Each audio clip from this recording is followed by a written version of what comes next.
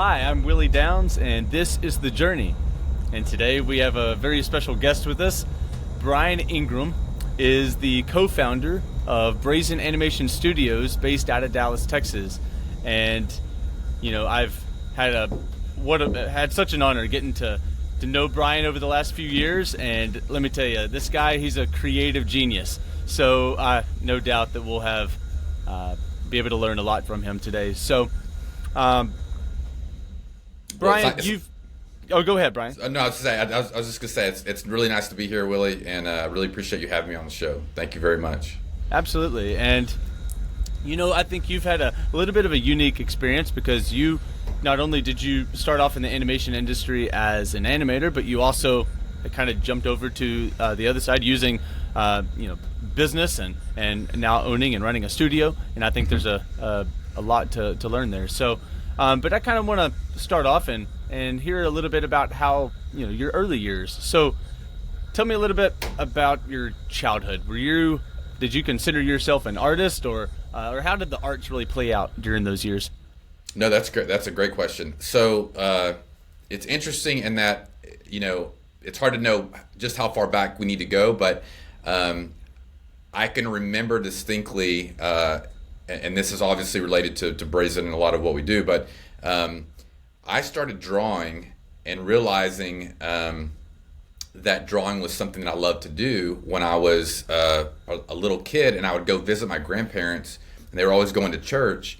And so one of the things is that I would sit with my grandparents in the pews, and my grandmother would always have a pad and paper and a pencil, and she'd hand it to me. And so I remember sketching and drawing in church all the time, and so I continued to draw as I got older, and I mostly viewed drawing as more of a, I would doodle and I would draw, and then I would draw comic book characters, but it was more of that part of it was more of a hobby. That's the way I considered it. It just so happened also, though, my mother, I was raised by a single mother, and she was a theater teacher. Her degree and background was in theater and drama and acting. And so when I was very young, also she put me on stage in her plays. Like we would do community theater, and I would act in her plays. And so those two things, of course I played sports and did other things, but those two things seemed to consistently resonate with me as I got older and older, where eventually, once I got out of high school, I had no idea what I wanted to do. I've told you on occasions before that I went to 7 colleges in 7 years with 7 different majors. So I had no idea what I wanted to do, but it was that early drawing and acting that finally I put those two things together later in college years, that I was like, oh, what is that? Art and acting. Oh, that's animation. That's what that is. And so it was a long journey to get there, and there are lots of stories to tell in between, but that was really sort of the genesis of it, is basically drawing in church, and then acting in my mom's plays, and that eventually led me to figuring out, animation is what I want to do. And so I think there are lots of things that happen to us along the way as we grow up, and we're not aware of the sort of the talents that we've been given, and we're trying to discover, and sometimes you discover them later on in life. How do you think that those years where you were on stage acting, how do you think that prepared you for a career in animation? Oh, it's definitely helped me in terms of understanding things like how to get inside the character's psyche, not just from a storytelling standpoint, but from an acting standpoint. How do you become the character?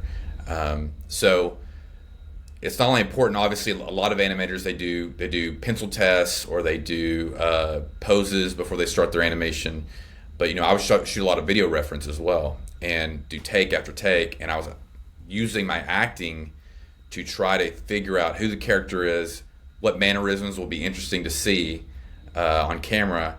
And it's a interesting process, different than acting, but very similar. So you're trying to get into the character's head, But animation is different in that what you're trying to do is trying to capture the spontaneousness of what happens in acting.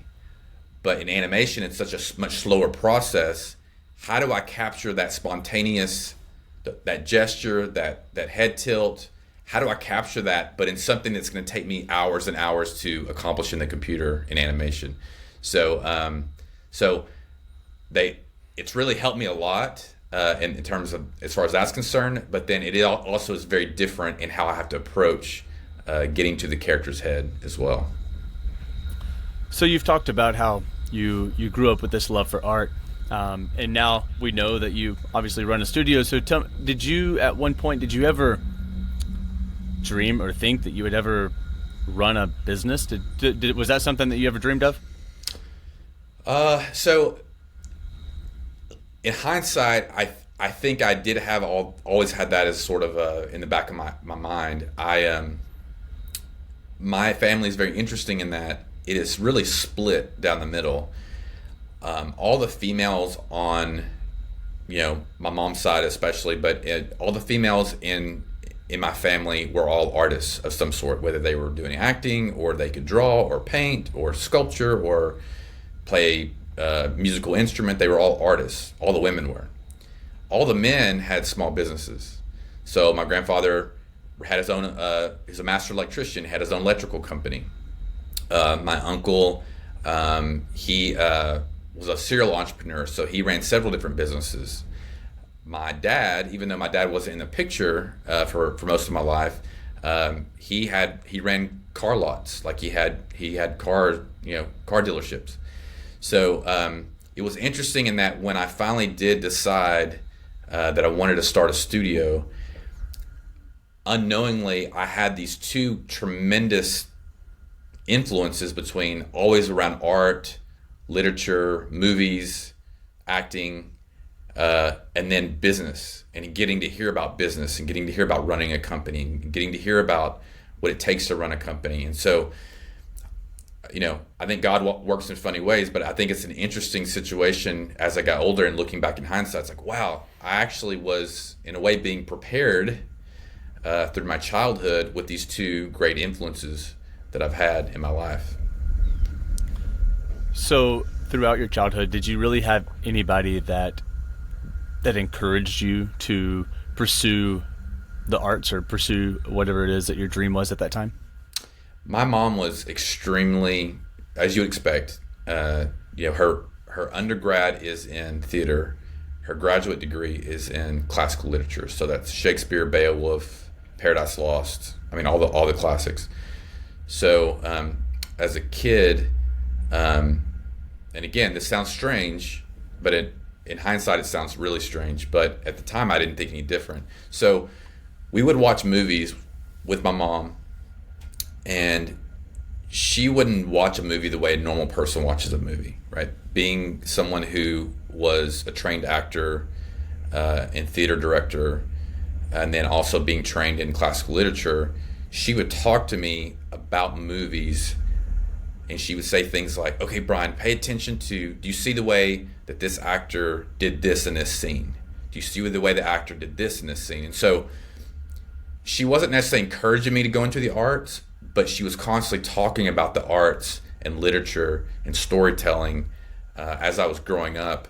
So when it came time, when I finally did decide that I wanted to do animation, of course I had this entire childhood of someone being very pro arts, pro artistic endeavors, and she was very, very supportive in that. And so again, like I said, she's a single mother, so she was the biggest influence for me as far as that's concerned, growing up.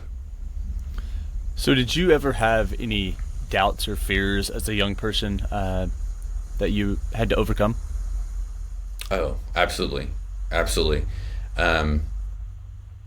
think, well, let me just clarify the question. So are you asking in terms of my animation career, or are you talking about just in general? In general, I guess. I mean, I think many times they can feed into one and the same. So Yeah, I mean, what doubts or fears did you have that that you had to overcome in order to pursue animation? Oh, okay, that's great. Well, so again, not to get too deeply into my background, but so I had a single mother. We grew up pretty poor. We grew up in government apartments, government housing, and so it was, as you would imagine, that's an odd mix. Growing up around what is sort of a bad childhood, I would say. Growing up around drugs and abuse and things of that nature, but then also having this art, this growing up around Shakespeare in the midst of that is a very interesting dynamic. And so the one thing I'll say is that my mom was, since she was so encouraging about pursuing whatever it was that I was interested in, it did help me. It gave me a lot of self-confidence in just going after things and trying to pursue my dream, whatever that was going to be. So that was great, but it was always with the backdrop of sometimes of, well, we're really poor, so we can't afford it. And that was part of what happened in college, even, which was like, I was changing majors and changing colleges constantly, as I said earlier, and I was racking up massive amounts of debt. And so there was that sort of thing in the back of my mind, which is I'm trying to pursue this dream. I'm trying to figure out what I want to do with my life, but I'm racking up debt that I don't know if I could ever pay off. And so there was that aspect of it. And again, though I was raised by an artistic mother, I didn't know anyone in the industry at all. Growing up in the Dallas area at that time, there were just a handful of studios, and I didn't even know who they were. I didn't know who to go talk to. And so early on, especially right after graduation in college, I had an art degree with emphasis in film, knowing I wanted to do animation, but still really not knowing how to do animation. I was having to teach myself. And so, again, this is before online animation schools. This is basically going to the library and finding books on animation, trying to teach myself, getting a copy of Maya, trying to teach myself.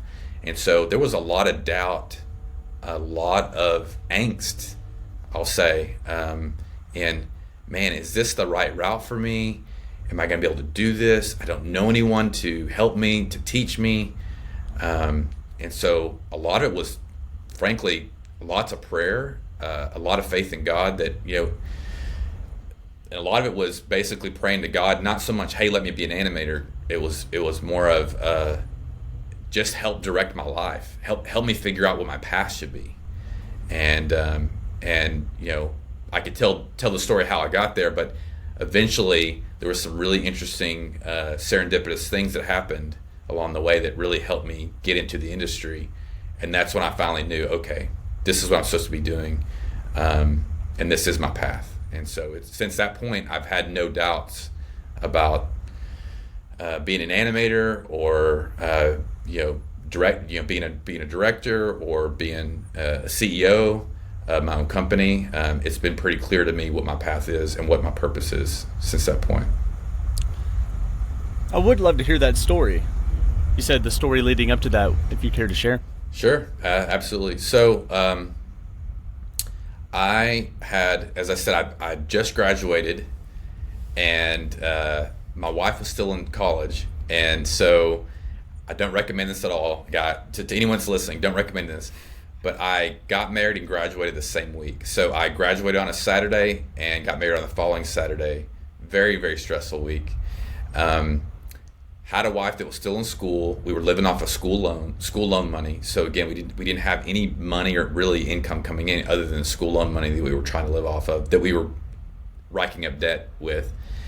And so that first year out of college, as I said, I didn't know animation, so I was having to teach myself animation. And whether it be late nights or early in the mornings, I was just basically trying to do everything I could to build what I thought was a reel, a demo reel, but I didn't know what a demo reel should even be.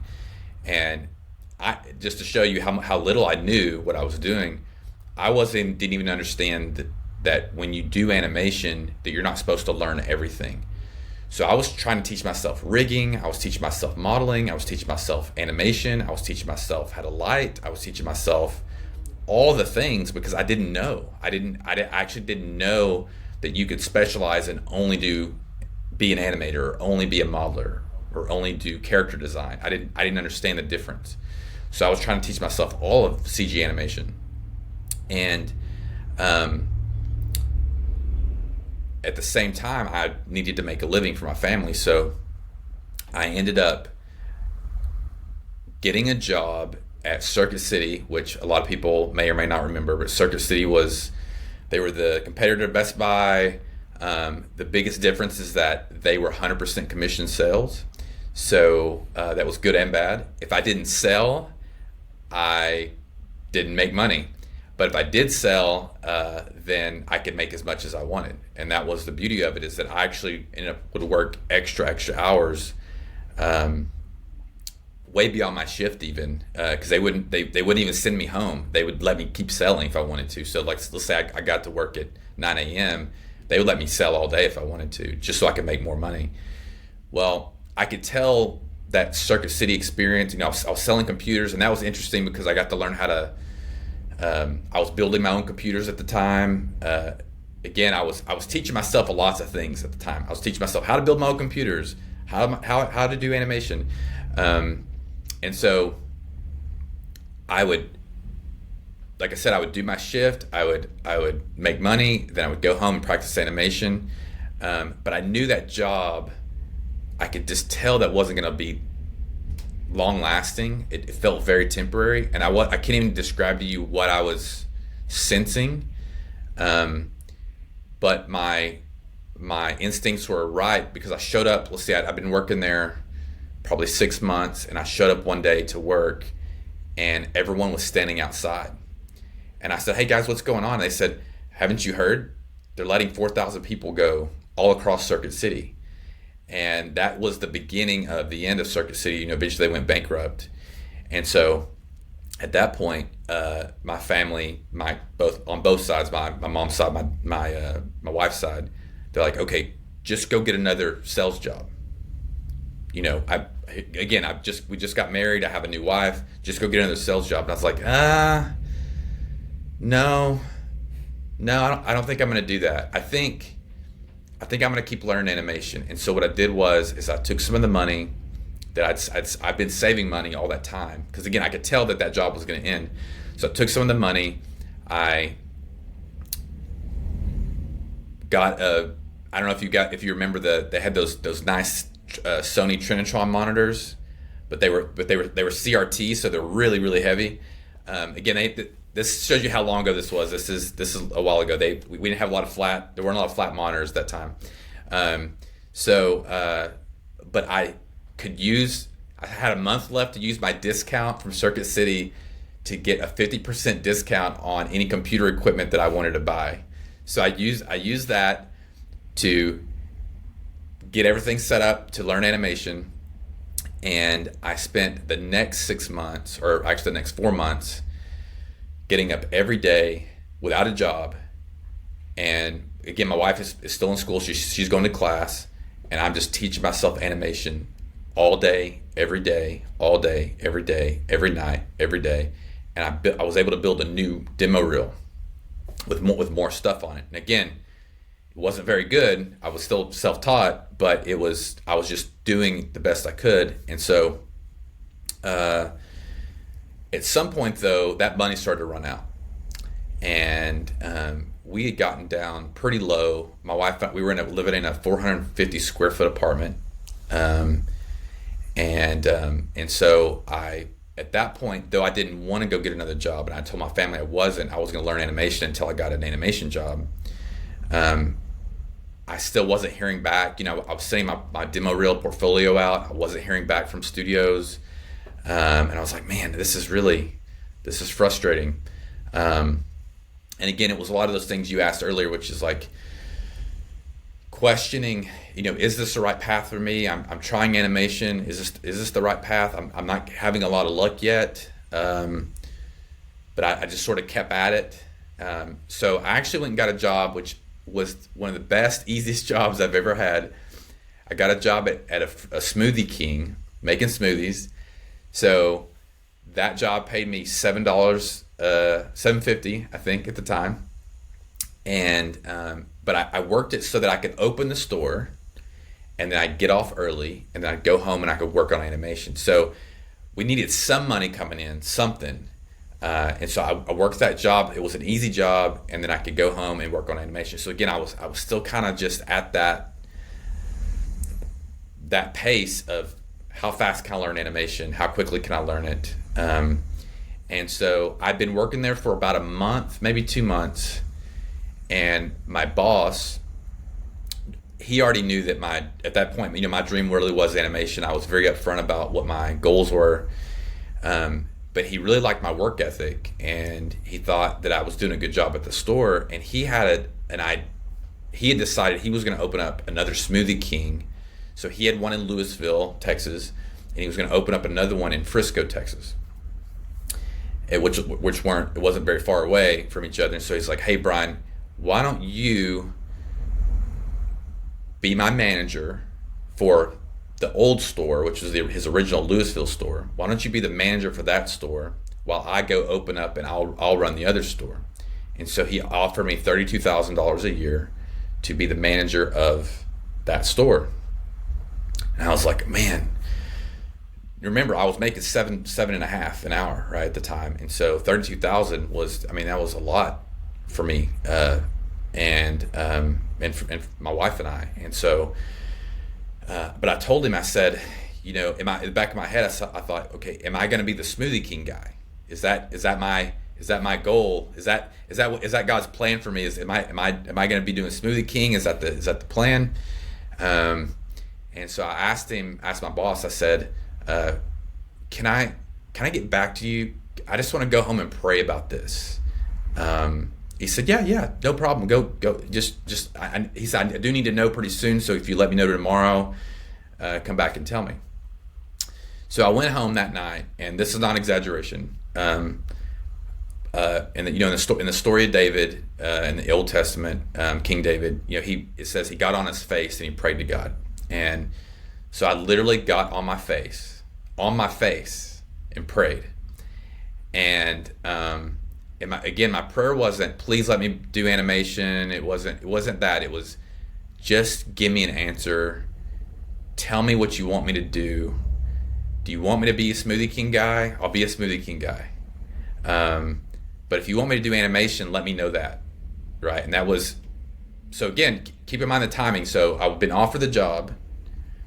I went home and prayed that night. I literally got up the next day and checked my email. And in my email, it was an email from Real Effects Creative Studios here in Dallas. And for those that don't know Real Effects did the Scooby-Doo movies and Book of Life, and eventually they were a small studio at that time, but they eventually became a much larger studio. But they had sent me an email that said, Bryan, why don't you come in? We got your portfolio. Why don't you come in for a 3-month unpaid internship? So it was unpaid, but it was an internship. And to me, I was like, and again, the timing was that it was, God, just give me an answer. And literally it was that next day that I got that email. And so to me, it was very clear. And I went in to see my boss at Smoothie King the next day, and his name was Todd, so I'll give him a shout out because he was great. He's a great boss. And I said, Todd, so I've been offered this opportunity to go do animation over here at this studio in Dallas. And he goes, yeah, I know that's your dream, Bryan. I'm really disappointed to hear that you're going to leave, though. He said, you know what? If it doesn't work out, you can always come back. And I was like, man, I really appreciate that, because I didn't know if it was going to work out, right? But I didn't want to tell him that I was going to go be an unpaid intern and work for free. So he said, at one point he said, well, Bryan, I hope they're taking care of you. I said, yes, sir, they are. They're taking care of me. And so what I did was I took the internship, And the biggest issue, though, was it was only for 3 months. And my wife and I only had enough money to last us 1 month. So I knew that if I didn't get hired within 1 month, that I was going to have to go tell them, I was basically going to have to quit my internship. And so I distinctly remember I started in October, and this was 2003. So October 2003, September 2003, the beginning of the month, and I worked my butt off. I worked as hard as I could. I was learning from everyone. I was like a sponge. I was running around the studio and I was asking, how do you do this? How do you do that? And I would go home every night and I would do animations. I'd bring them up to the studio. Now remember, Real Effects was very small. They were probably only 15, 20 people at this point. And so, but anybody that I could show my work to, I was showing them my work. I was changing light bulbs. I was building desks. I was working in the IT room. I mean, anything I needed to do as an intern to learn as fast as I could, I was willing to do it. And there were some nights even where I just stayed up there and I slept at the studio. I just really wanted to, this I felt like this was my chance and this was my shot and to get my foot in the door. And so I did it. I pushed as hard as I could. Well, at the end of September, as I said, we had 1 month worth of money in the bank, my wife and I. And it was coming up on the end of the month. And I knew that I was going to have to go tell my boss that, hey, we were running out of money. And I was going to have to tell him, I've got to make a decision here. And so I went up to work. It was the end of the month. It was end of October, end of September. And I walked up. I remember going up to work that day. And I sat down. I was like, I've got to go talk to my boss. And the boss was the CEO at the time and founder. And I was about to get up and go talk to him, and he comes by my desk randomly and he grabs me and says, Brian, come with me, I want to talk to you. So I said, okay. So he took me to his office and he said, so you want to be an animator, right? I said, yes, sir, I do. And he said, well, you're not very good. I said, okay. He goes, but you will be. He said, I love your work ethic. And he said, you have a film degree, which I did. I had an art degree with emphasis in film. He said, so, and you know Maya really well, and you know the software, and you know how to use cameras, because in college I'd done a lot of live action camera stuff. And he said, so you know cameras, and we just got a job from Hasbro. It was a direct to DVD G.I. Joe movie that they had just got awarded. And he said, so I'm not going to start you out in animation, but I'll start you out in layout, which is doing the camera work in animation. And he said, so I'll start you out as a junior layout artist at $37,000 a year.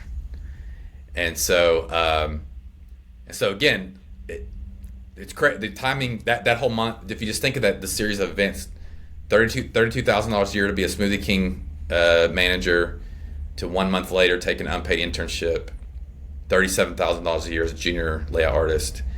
And then after that, I'll just tell you quickly, it was like out of the movies. I went home that night, I opened the door, I opened my arms, my wife was like, they hired you? And I was like, yeah. And they're like, and she's like, yeah. And we hugged, and it was like, it was weird. It was out of a movie totally. It was out of some like romantic comedy. I don't know.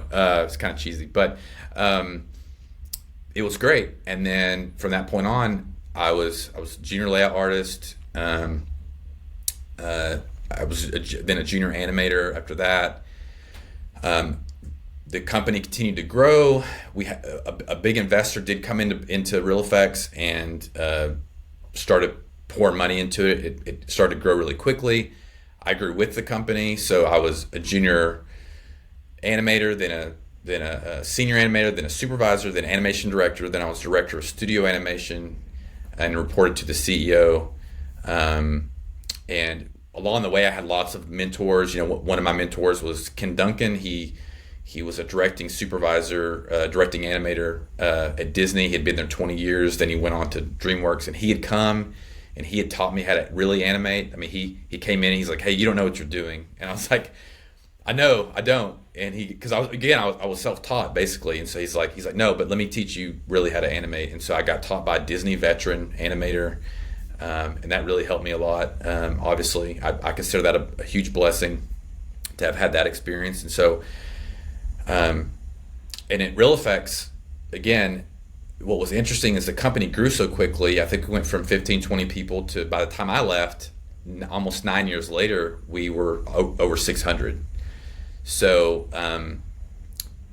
I got to run, I got to not only become an artist, an animator, but I then learned how to run a department. I learned how to run.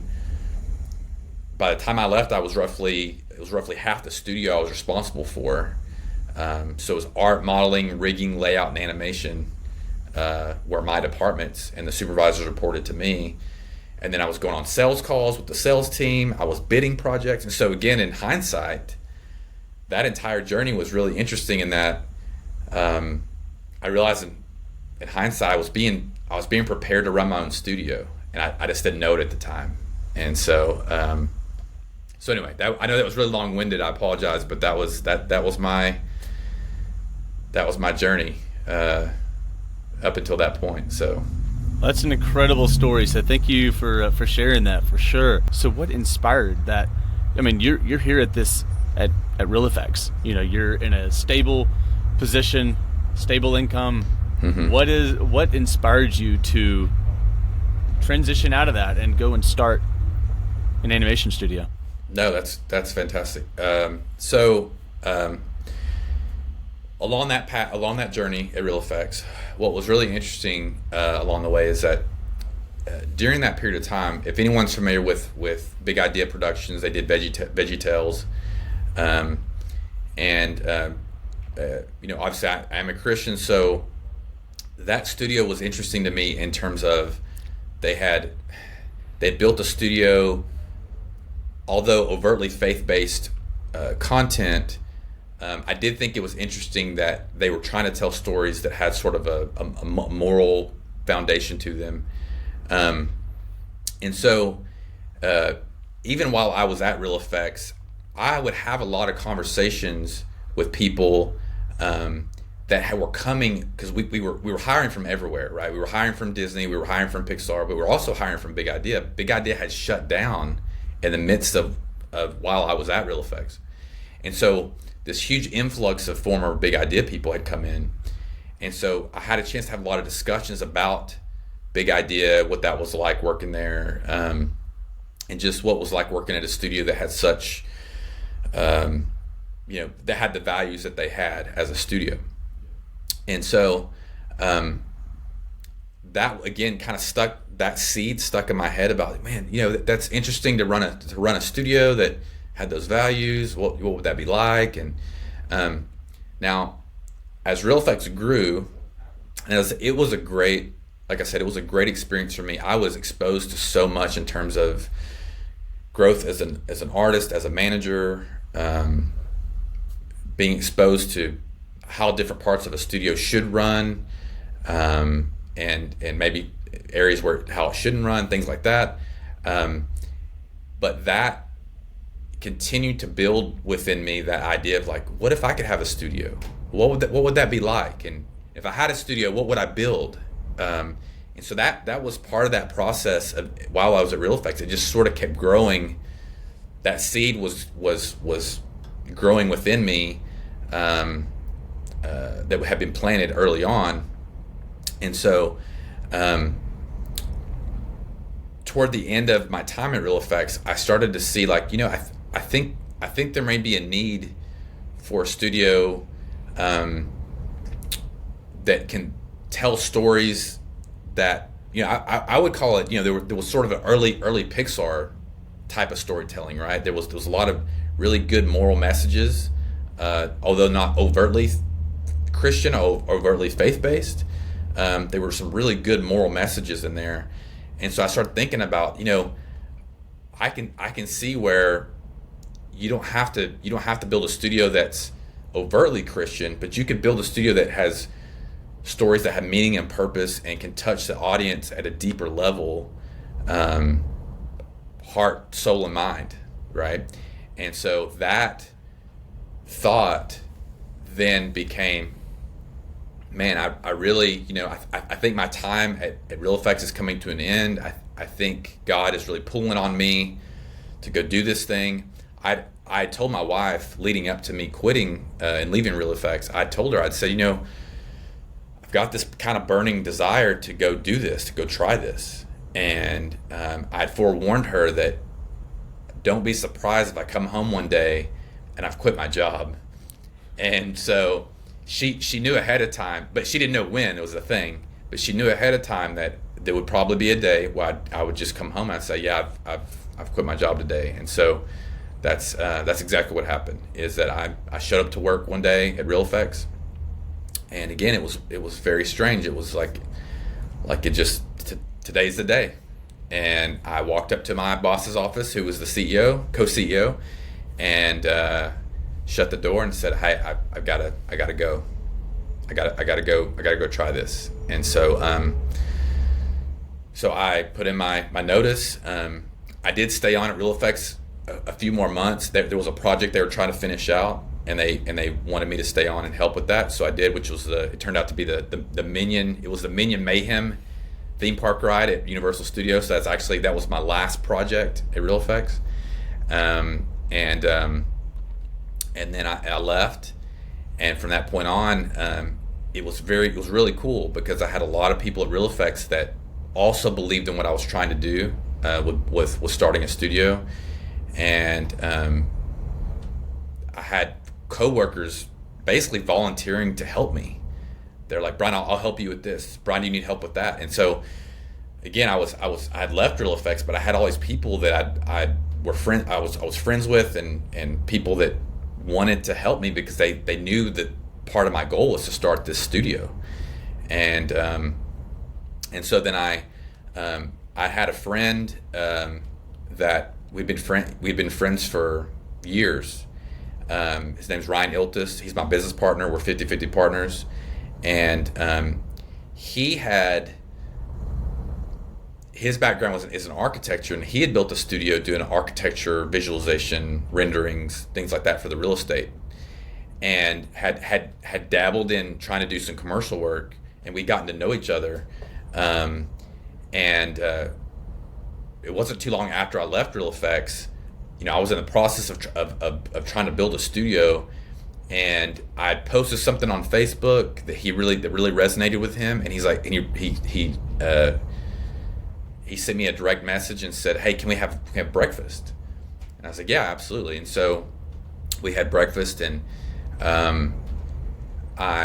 he's like, "Hey, tell me what you're doing. I saw your post, and I saw that you left Real Effects, and what are you doing?" And I kind of shared my vision for the studio. I was like, "Hey, I want to have a studio and tell these kinds of stories, and this is the mission and the vision of the company." And he started to tear up, and he said, "Man, I would love to be a part of that."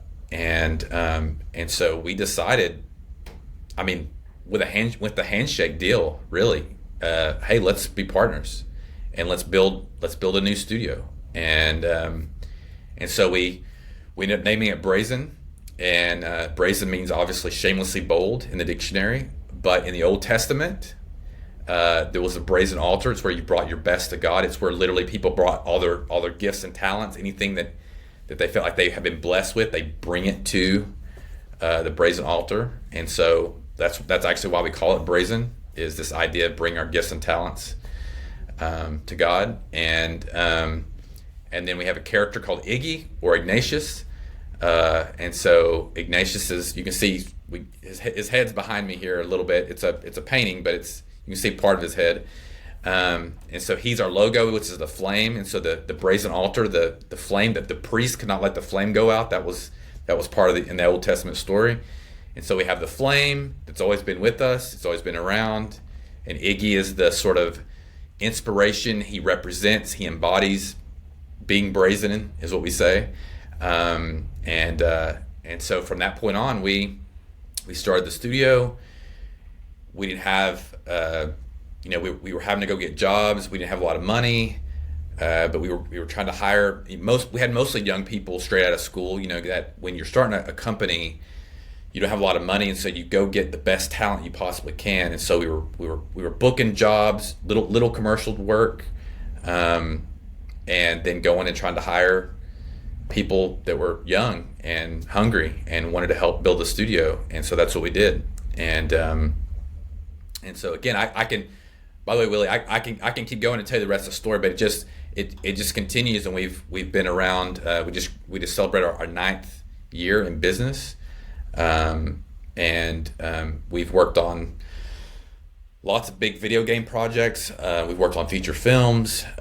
We are continuing to develop our own properties because that's the goal is to tell our own stories as well. But every year it's gotten better. Every year we've grown a little bit more. We've brought more and more senior talent in to the studio.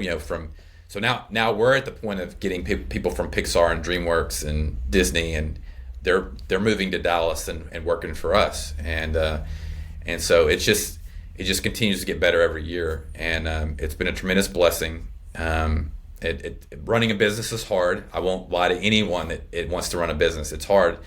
Especially the early years, especially, when you don't know if you can make payroll and you're running down and you're pulling out your personal life savings to pay for your people and make sure that you don't lay anyone off. That's exactly what we had to do in those early days. That's what you do. If you believe in something, you're willing to do that. So it's not for the faint of heart, for sure, but it is extremely rewarding. And we've had some amazing people that have come to work at Brazen through the years and are here now, and so it's been great. It's been really great. So it was, of course, a very risky move, jumping out there and starting the studio. So did you have any fears or reservations or doubts as you were doing this? Yes. But what's interesting about it is that because of that earlier story that I told you about what had happened with, initially getting into animation and that just the timing of that crazy timing of that offer, and then what's so strange about it is that sort of happened again with Brazen when I partnered up with my business partner Ryan. I was at a point where I've been working on building the studio, but what I was starting to realize about myself is that I really do need a partner. There are lots of, you can read books about this. It's a lot of people, the cliche is like, for every Walt Disney there was his brother Roy, right? And that was the balance of their personalities, the balance of their talents is really what helped make them successful. Well, I started to figure out that I wasn't going to do this alone, and I was at a point where I was I was trying to build the studio, and I had a lot of help, but I didn't really have a partner in building the company or trying to start a company. And so when I got that message from Ryan, the strange thing about it is that I knew the minute that message came in, and I can't really tell you why, but I knew at that moment, I was like, oh, I could just tell that this was part of the answer that I'd been looking for. And sure enough, that's exactly the case, is that as soon as I met him, I realized the way he's built is much different than I am. And so I did have doubts, but I was also being shown the way, if that makes sense. And so he and I partnering up, I quickly realized he is definitely an operator. He is, the way his mind works, hopefully he doesn't mind me bragging on him a little bit here, but you almost can't outwork him. So again, I'm talking about my business partner. You can't outwork the guy. You can't. It's impossible. He will outwork anybody, and he is about getting stuff done. Like, he is about getting stuff done, making things happen. My personality is more vision. It's more big picture. It's more creative. It's more right. And so though I have a tremendous amount of business, there's a lot of business in there. It's also about the overarching vision long term of the studio. So whereas he tends to think about today and what's happening today and getting things accomplished today, my brain is always about the future. And there's nothing good or bad about either one of those, because you actually need both of those to succeed.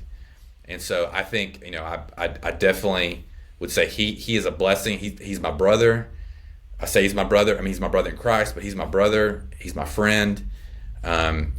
We fight sometimes like brothers do, but we also we're able to make up really quickly. We can get on the same page really quickly, and so it's been great having him as a partner, because I think that every great company needs, for every person that's the CEO or visionary, there's got to be someone else to counterbalance that person and be able to implement and integrate the things, frankly, to integrate the vision, right? You need that person that helps with that.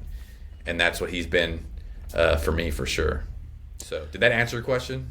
It did, yes, sir. Okay. And so what was the most challenging aspect of starting Brazen? So in the beginning, it's funny because, and this happens to a lot of people. So a lot of people, when they leave their day-to-day job, right? And let's say they've been hugely successful in their day-to-day job, but as an employee of some other big company. And maybe you have a really impressive resume and you've worked on a bunch of stuff, you've worked on movies or games, whatever it is that you've done. There's a little bit of unfortunate, I call it unfortunate, hubris or pride that happens, because what you think is that there's a lot of times you think, well, if you just build it, they will come. That you think that a lot of times. And you think that the things you've worked on in the past is surely would be enough, or the things you did in your past, that's surely enough to let the company take off, right? But that's not really the way companies work, right? That's not the way business works. Even no matter what you've done, and I've learned this the hard way, and I've seen a lot of other friends that run businesses learn this the hard way.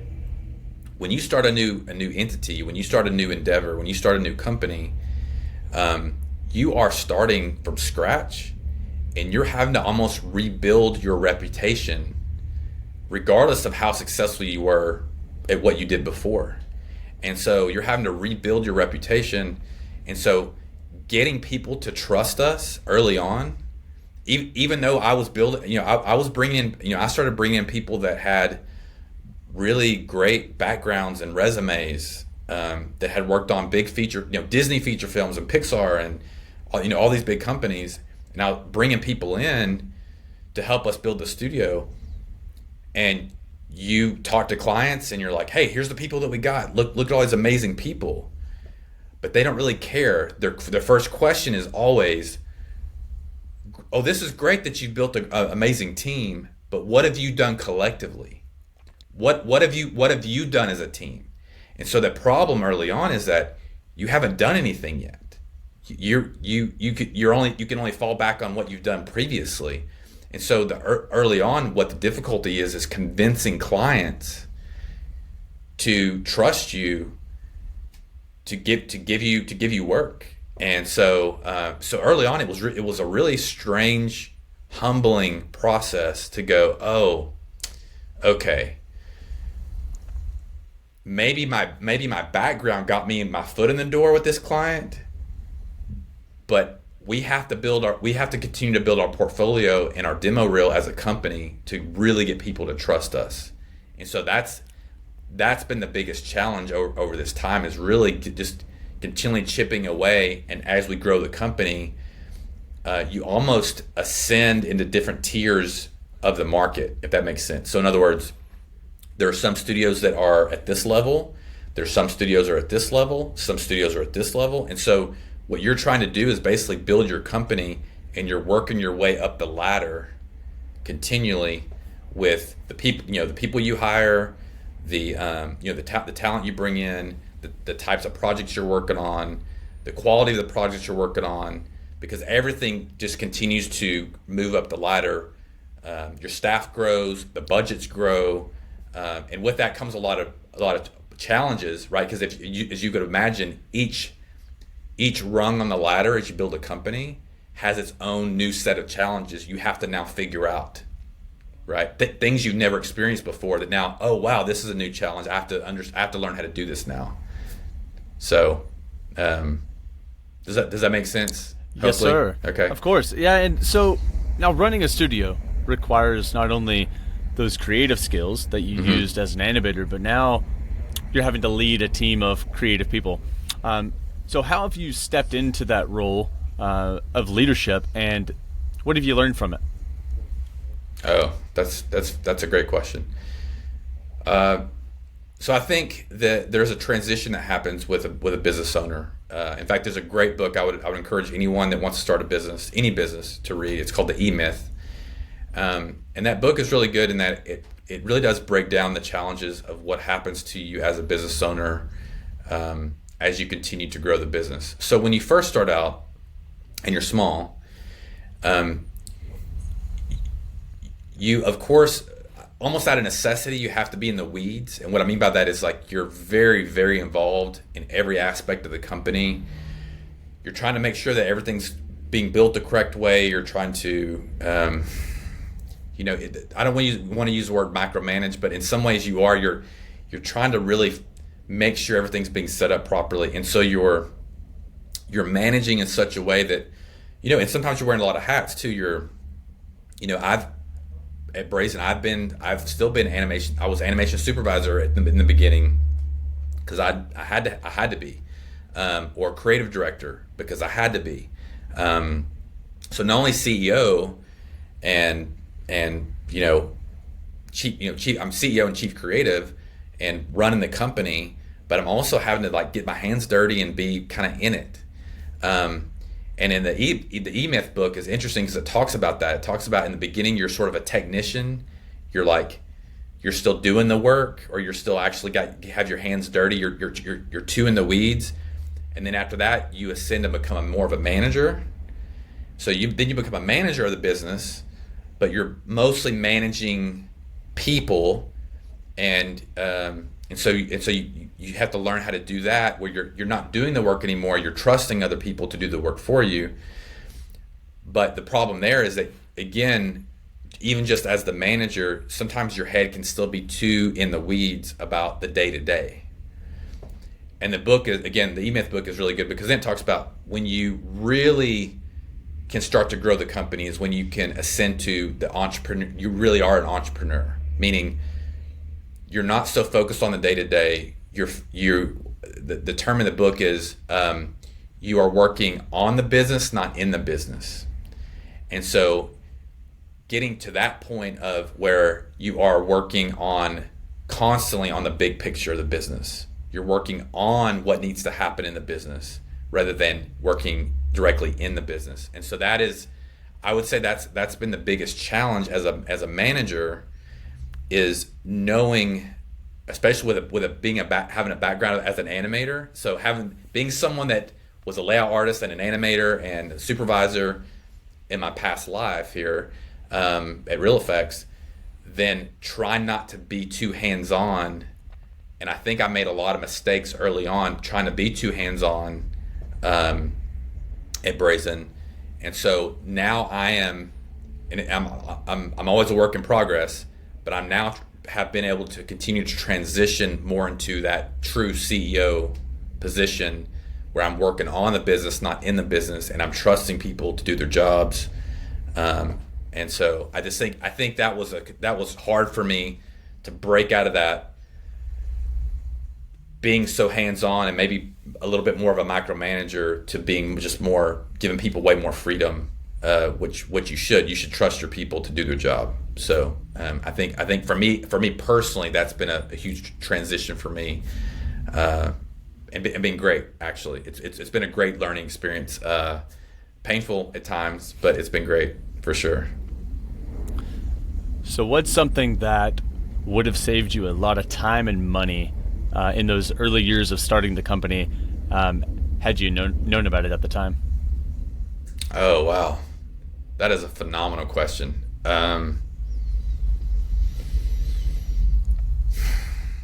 It's such a good question. I really have to think about that one.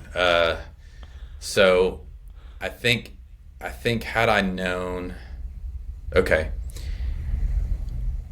I think had I known the importance of building good processes early on.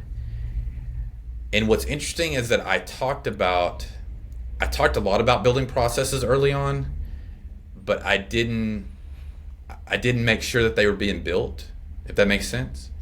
And just to give people sort of a background, systems and processes, what's really difficult in the beginning of starting a company is that you don't have any systems or processes. So what that means is that you're doing everything almost by brute force. You're just basically brute forcing the work. In animation, that's really hard to do. It ends up costing you. It costs people. It costs the studio money, but it also costs people lots of extra time, overtime even, because they're working in such a way that they're having to brute force the work through, and so everything seems hard. And I think had we started earlier on of really focusing on building good processes, and me specifically making sure those processes were put in place, what it does for the studio is it makes the studio run more like a machine, right? And I don't mean that in a bad way. I mean that in a good way. I mean that if your studio is running like a machine, like it runs smoothly because you have good processes and systems, then it allows artists to do even better work and spend less hours working because they're not having to brute force everything. And I think that I made a huge mistake in the beginning of not focusing enough on, hey, how quickly can we build our systems? How quickly can we? I was more focused on, let's just do amazing work. Let's just do high quality work. Let's try to go.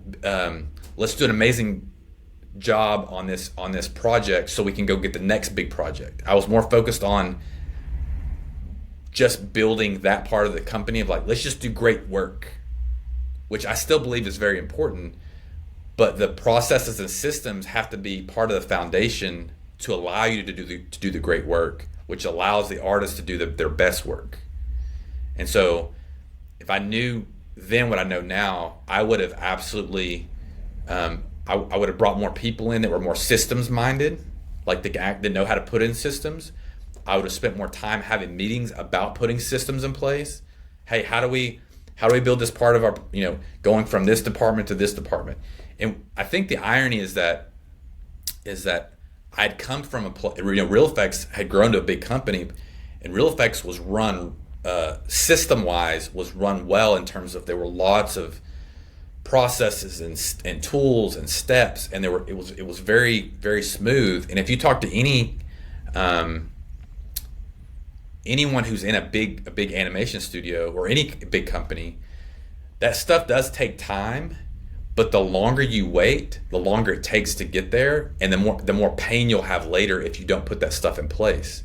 And so I've had to really mentally prepare, over a period of time. I've had to mentally prepare people who come in to Brazen, if they're coming from a Disney or a Pixar or a DreamWorks or a big studio.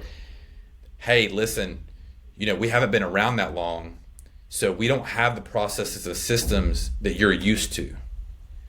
And so when you're coming in and you're actually coming in to help us, we need your brain around how should this department run? How should this department function?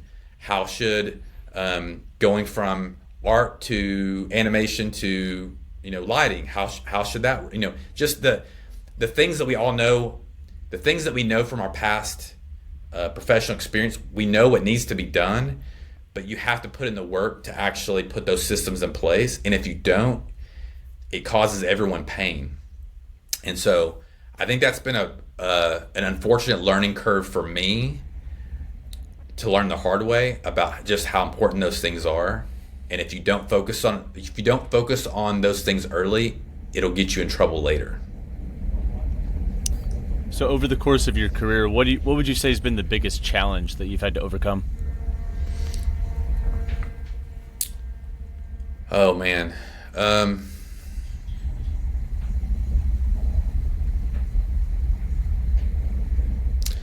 I think that the biggest challenge has been, it's interesting because, as I said earlier, I think it's been patience. I think that's the biggest thing. I think that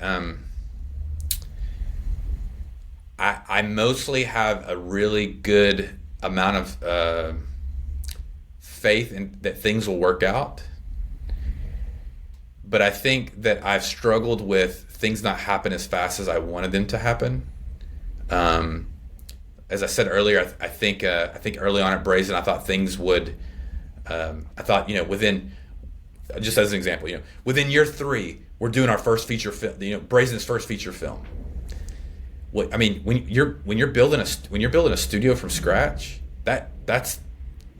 Maybe that happens to some people. In fact, I'm trying to think if that's happened to anyone. Maybe that has happened. But if you look at the history, I'm kind of a history buff in general. I love history. I love world history, American history. I also love animation history. And I remind people of this a lot, but mostly for myself. And for those that don't know, I'll just give you a quick background here. But if I asked you, how long did it take Walt Disney from the time he and Roy started the Walt Disney Company? Again, remember he had gone bankrupt like 3 times before they finally got it to work, right? So the 1923 is when Walt and Roy finally got Disney off the ground. How long was it between them starting Disney and Snow White, which was their first feature film? Do you happen to know? Just I have no idea. So it's 15 years, right? So now within that, they had a lot of success, right? Because they had Mickey, and they had some success. He was doing some cool stuff that we look back and go like, oh man, that's amazing. They were doing those little shorts and silly symphonies and all those things. Okay, so 15 years. So how long from the time that Blue Sky, even though Blue Sky is no longer around anymore, but Blue Sky did Ice Age, but from the time that Blue Sky was started to their first feature film, which was Ice Age, right? So I remember Blue Sky was a service studio. They were doing they did the penguin VFX for the dream sequence in Fight Club, I believe. So they were doing lots of different stuff. But do you happen to know from when Blue Sky started to when they did their first feature film? 10 years. 15 years. So Pixar. So Pixar was founded as originally as a department or a division of Lucasfilm, right? And then Steve Jobs came in and bought them, and then again they were doing all those shorts, and they were winning Oscars with the shorts. But eventually they did Toy Story. So from the time that Pixar was founded as a division of Lucasfilm to the time to when they made Toy Story, how long do you think it was? I'm gonna guess 15 years. 15 years, yes. So, it's interesting because Real Effects, it took them 20 years from the time Real Effects was founded to the time they did their first feature film, which was Freebirds, was 20 years. And so again, it's Blur Studios. They did a lot of game cinematics. I think their first feature film, I guess technically would have been Deadpool. I think that took them 25 years at that point. And so the reason I bring this up is because I think for myself and for a lot of people, you have this notion when you start a company that everything's going to happen overnight, right? And it just doesn't. It just doesn't happen overnight. Now, I would love to sit here and tell you, like, do I believe that Brazen won't take 15 years for us to do our first feature film? I believe that. But we just, like I said, we just crossed the 9-year mark, and we've got lots of cool stuff. We've got TV shows and movies and video game properties that we've all developed internally that are ours, that we're trying to get funded, and we've got some really cool stuff potentially on the horizon for that. But our bread and butter is our service work, which is doing work for other game companies and doing work for other film studios right now, and that's been a blessing and it's been great. So I think just having to put my brain and my heart and my soul in the place of, like, things happen in God's time, not my time, and just having patience that if you just keep going and you keep working at it, that it's going to take care of itself, and it will. I completely believe that. But to answer your question, patience has been the hardest thing for me. I've not done well with having patience. I did not realize how hard it is and how long it takes. So what would you say over the years, has been your biggest failure, and what did you learn from it? I would say my biggest failure was allowing my lack of patience to then put too much pressure on myself and also my employees. And I think I had a what do you want to call it? I had a period in there where I think I was maybe too hard on both myself and my employees, because I wanted things to happen more quickly. And that it's a hard balance, right? If you're a boss and you're a CEO, especially, it's a hard balance because you do need a level of urgency, because you don't want to sit, because if you sit around, it's just going to take longer anyway, right? So there is a certain amount of urgency you do need to have, like, hey, let's go, let's do it, we can do it, come on, and it's kind of being like a positive coach. But if you're not careful, you can become the hard coach, where it's like, this isn't happening fast enough. Why aren't we working faster? Why aren't we, right? And I would say that was my biggest failure within this journey of running a company, is that I had a period in there where I started to really get frustrated about things not happening quick enough, and I stressed myself out, and I definitely stressed my employees out. And I just, in fact, some of the employees that maybe I was too hard on, I've since apologized to them for that. Like, man, I'm sorry. I was just, I let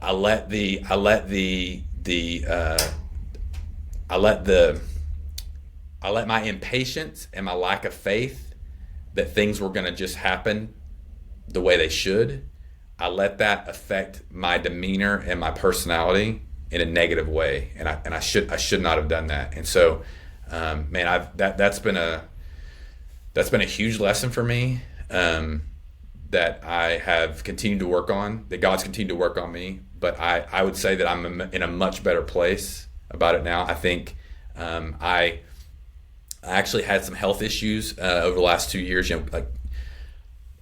People have thought it was long COVID. I don't know that it was long COVID. I don't know what it was. But I got sick and I had to leave the business for like 6 months. And that perspective of healing my mind and my body and my spirit allowed me to come back to the company with a different point of view and a different perspective. And I think a large portion of that was actually, like I said, I think it was God working on me to tell me, like, hey, just be patient. I mean, I was sick. I actually had gotten sick and my health had gotten really bad. But I think it was a way of him saying, just take a break, have a different perspective and trust in me, and this will go the way it needs to go. And I think that's been great. Honestly, it's been a blessing in disguise for sure. So what would you do differently if you had the opportunity to do so? I think that I would. So I mentioned I would, from a business standpoint, I would put more systems and processes in place. But I also think that I would, there are some people that are all of us have different talents and gifts, and I think I was trying to do too many different things. So, for example, I was trying to write our scripts and direct our projects, and I was trying to do too much in terms as far as that was concerned. And so what I've learned is that though I do like to write, there are definitely people better than me at writing. And so I think that I would love to have gone back and from the beginning of the company, like I said, focus on processes and systems, but then from an IP perspective, which is our intellectual property, it would have been great to have partnered with writers earlier on to write scripts and get our properties prepared sooner to pitch. And so I'm kind of working through all the mistakes that I feel like I've made. Like I didn't hire writers soon enough. I didn't put processes in place soon enough. I let the pressures of me not being patient enough affect my management style. There are several things that you learn along the way that if I could go back, I would do. With that being said, though, with all that being said, things do happen the way they need to happen, right? They happen like I said, they happen in God's time. And so, those things that I mentioned before, maybe that wasn't the right time for those things. Maybe in my head, I can look back and say, oh man, if I'd only done this and only done that. But at the same time, it's happened the way it's happened, and we are doing well, and we continue to attract great people and bring more and more talent into the studio, and so I can't say I have regrets. I could say there's some things I would have loved to have happened sooner, but then again, God needs to teach me patience. That's something I need to learn anyway. So so I think that's what's happened. So Bryan, what do you want your legacy to be?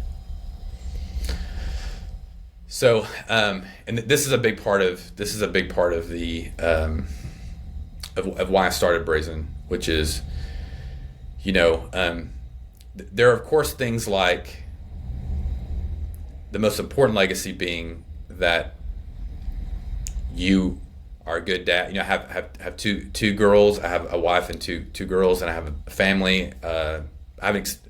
My family, I have a family, a big family that lives with me. I have my uncle who's 88 with dementia. He lives with me. My mom who's 76. She has health issues. She lives with us. So we have a house with lots of people. I have a dog named Halo. So we have a house with lots of people in it.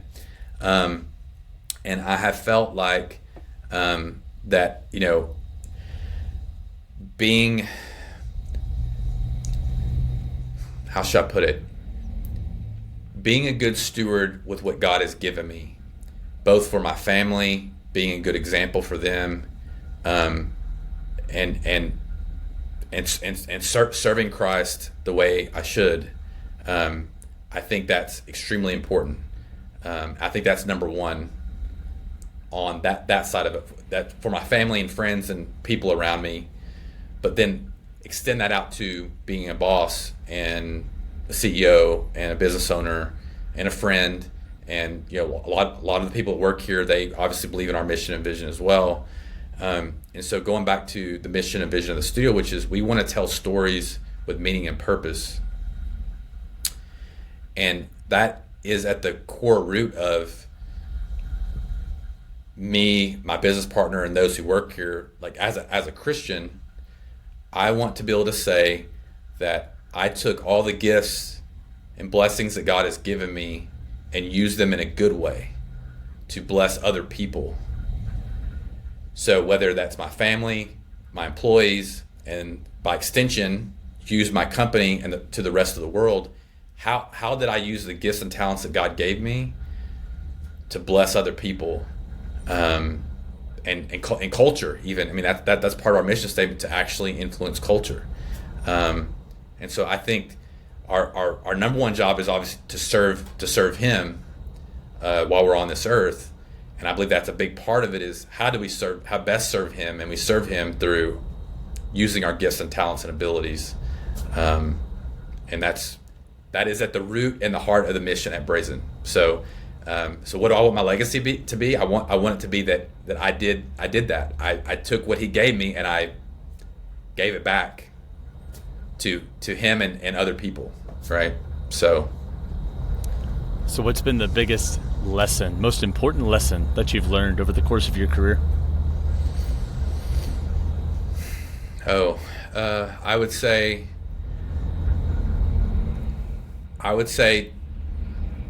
to have fun along the journey, that it's not about the destination. And so that's, again, going back to what I said earlier, that lack of patience thing, that comes from wanting to achieve some future goal, right?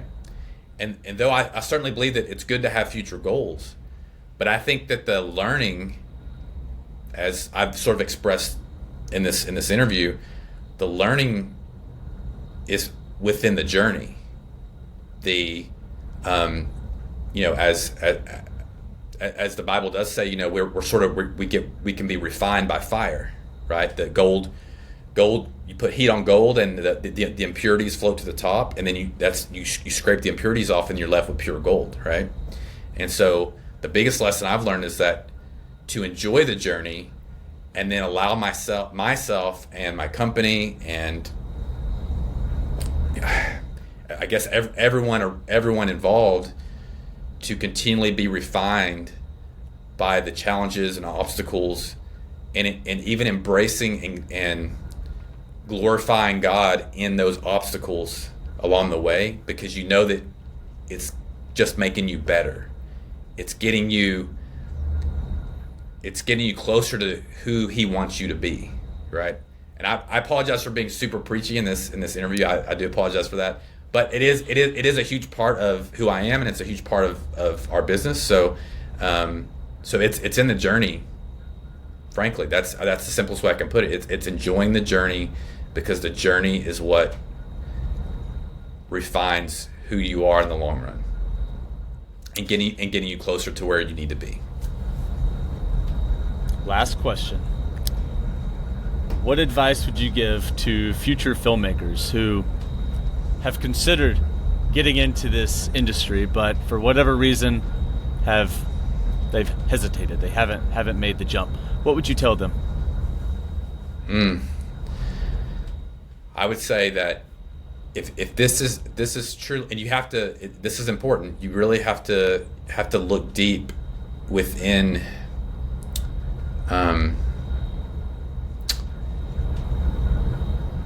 how should I put this? You have to look deep inside yourself and examine, first of all, do you believe that, you know the term passion, right? And a lot of people say they have passion for things. They say, I have a passion for cooking. I have a passion for riding a bicycle or a motor, whatever their passion is. But that term has been really, really watered down, this notion of passion. And if you look at the root of that word passion, it actually means to be willing to suffer, right? And what I don't mean that in a, like, I'm not telling people like, hey, just go out and suffer for no reason. But what I am saying is that type of passion, that notion of, I will do whatever I need to do. I'm willing to go the extra mile because I believe that I am being called to do this. I must do this. So at Brazen, passion is one of our core values.